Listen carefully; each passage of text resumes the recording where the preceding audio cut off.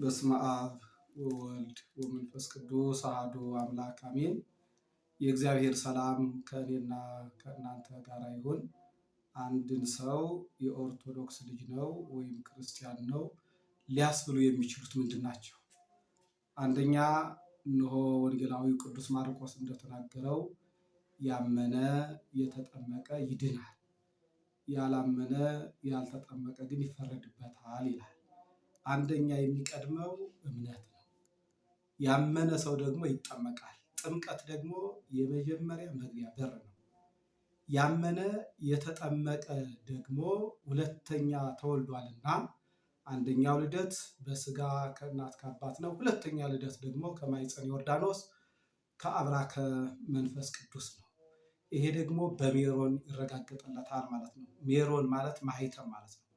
የተወለደ ልጅ እንደሆነ በሜሮን የተረጋገጠለት ደግሞ ስጋዬን የበላ ደሜን የጠጣ የዘላለም ሕይወት አለው እንዳለው የዮሐንስ ወንጌል ምዕራፍ 6 ከቁጥር 51 ጀምሮ የክርስቶስን ስጋና ደም ይበላል ማለት ነው። እዚህ ጋር ጥያቄ ያላችሁ ጥያቄያችሁን እናስተናግዳለን። ለምሳሌ ሕፃናት ሲያምኑ እናት ቤተክርስቲያን፣ ቅድስት ቤተክርስቲያን፣ ኦርቶዶክሳውያን ለምን ታጠምቃላችሁ ልትሉ ትችላላችሁ። ግን የምናጠምቀው ክርስትና አባት አሉ፣ ክርስትና እናት አሉ ለሕፃናት። ስለዚህ ቅድስት ቤተክርስቲያን ኃላፊነቱን ለክርስትና አባትና ለክርስትና እናት ሰጥታ ነው ማለት ነው። የክርስትና አባትና የክርስትና እናት ኃላፊነቱ የስራ ድርሻቸው ምንድን ነው ካላችሁ፣ እነኛ ሕፃናት በእውቀት በጥበብ በሃይማኖት ኮትኩቶ ማሳደግ ማለት ነው። ስለዚህ የተለያዩ ጥያቄዎች ሲኖራችሁ ጥያቄያችሁን አስቀምጡ።